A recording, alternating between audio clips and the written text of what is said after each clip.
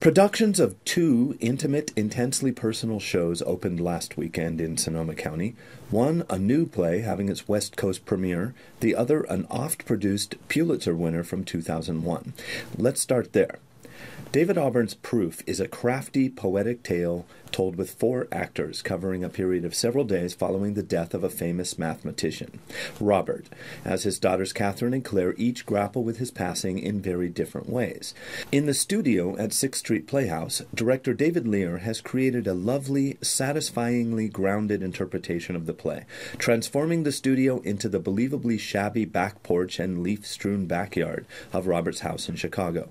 Lear has toned down some of the play's more melodramatic elements and tinkered slightly with its already ambiguous ending. Though certainly not harming or even severely altering the play, these changes do subtly shift the experience of watching Proof, transforming it from the up-and-down emotional roller coaster that some productions have been into something more like a steadily accelerating train ride over a wintry landscape. His actors tone down their performances, effectively keeping the interactions grounded and fulfilling. In Lear's production, one might actually forget they are watching a carefully crafted play. So believable and recognizable are these wounded, deeply fascinating people. The story is built around the discovery of a notebook containing an earth-shaking mathematical proof apparently written while Robert, played in flashbacks by Alan Kaplan, was suffering from a critical and crippling bout of mental illness. With Hal, one of Robert's former math students, on hand to complicate things, torn between his attraction to Catherine and his drive to determine who actually authored the mysterious manuscript, Catherine, played beautifully by Dana Scott, must face her fears that she is like her brilliant father in more ways than one. Rounding out the cast are Mark Bradbury as Hal and Jill Zimmerman as Claire, the successful sister from New York, whose lingering guilt at leaving Catherine to care for their father is now colliding with her need to prove she's the responsible sibling. It all works incredibly well, powered by the truly fine acting of the cast and the clear and compelling direction of Mr. Lear. A different kind of drama is Rebecca Louise Miller's Fault Lines, now playing at Mainstage West after a critically successful run in New York City. Inspired by, but not necessarily based on, the tragic kidnapping and murder of Polly Klaas, Fault Lines asks questions about the survivors of a similar tragedy.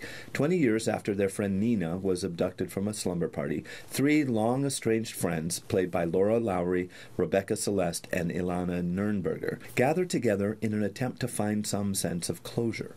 Closure, of course, does not come easily, and Miller's play does not offer any easy answers. Working with a script full of humor, compassion, and insight, director Beth Craven keeps the story clipping along at a comfortable pace and allows the gradually rising tensions to build effectively. The acting, though good, seems a little unbalanced, the anger of one character peaking a bit too soon, with another character lacking the dimension suggested in the fine script. As a reporter seeking an interview with the 3 friends, Keith Baker does an excellent job throughout. Though there are a few confusing moments late in the play, including a stylized glimpse of a witness watching an execution, staged so the audience is not sure whether they're watching a witness or the execution itself.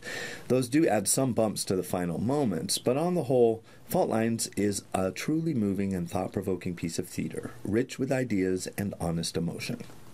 Fault Lines runs Thursday through Sunday through February 25th at Mainstage West in Sebastopol.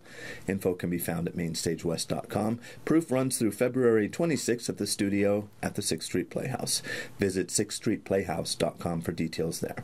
I'm David Templeton, second row center for KRCB. This is also being recorded for Art Council of Sonoma County and Arts ID.